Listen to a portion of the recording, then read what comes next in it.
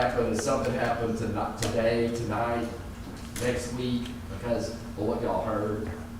I mean, the bottom line to all this is Kenny was 30. He is your brother, your cousin, your friend, your relative, your son, whatever he is.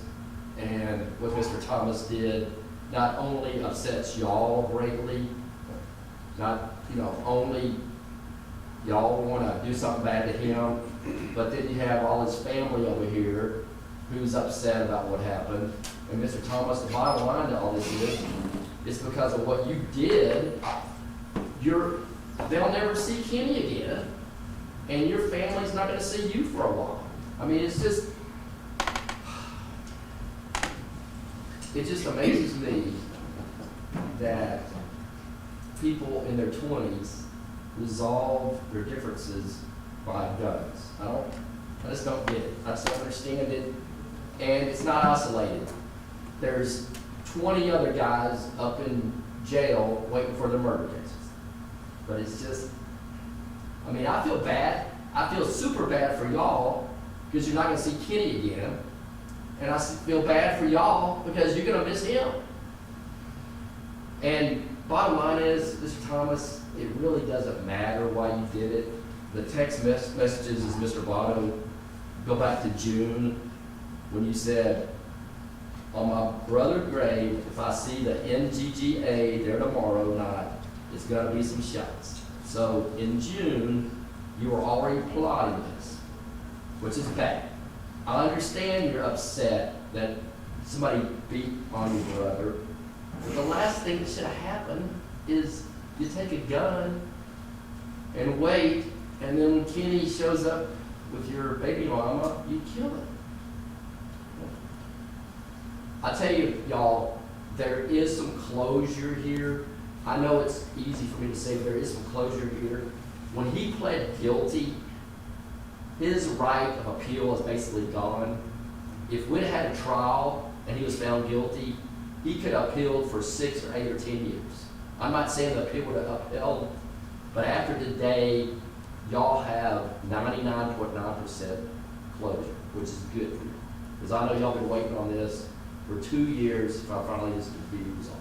And Mr. Thomas, you have a good lawyer, you know about all this stuff.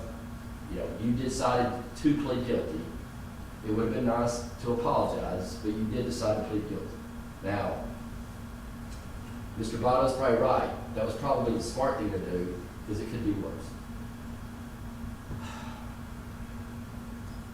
Mr. Thomas, I did take in consideration, like I know a jury would do, how young you are, how lack a criminal record, that you do have 7 kids, that, but I do understand the jury would have looked at this text and basically said, if I see Kenny again, I'm going to kill him.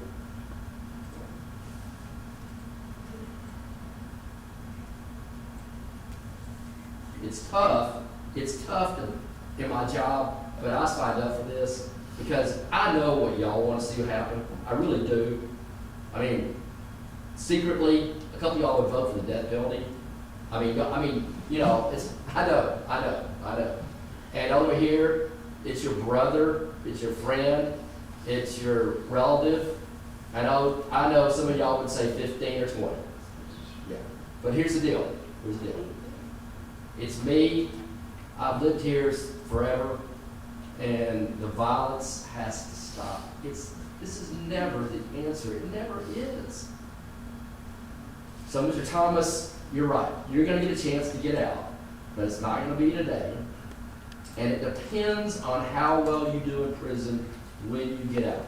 Because I know the parole board is going to look at everything you do or say or whatever, and it's going to be up to you. And I have no idea, Mr. Thomas, when you're getting out. But if I don't send a strong message, this is going to continue to happen. 2 weeks ago, allegedly, 2 brothers are in a fight with guns, and one of the brothers shoots his other brother. It's got to stop. These are 2 brothers fighting somebody else in the car with guns, and it's got to stop. Ugh. And I just fear whatever I do, it won't change anything. So, Mr. Thomas, you do have a right to appeal. You do. Mr. Smith can talk about that. But I sentence you to 45 years in the institutional division of the Texas Department of Criminal Justice.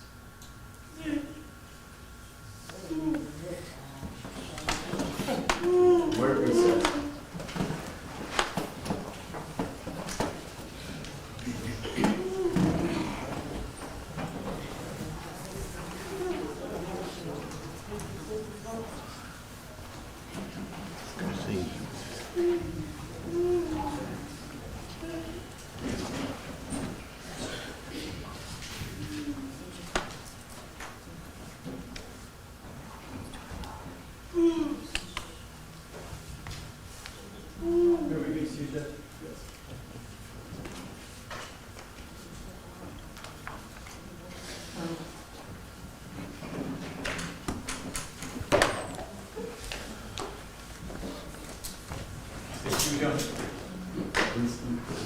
Please see all this.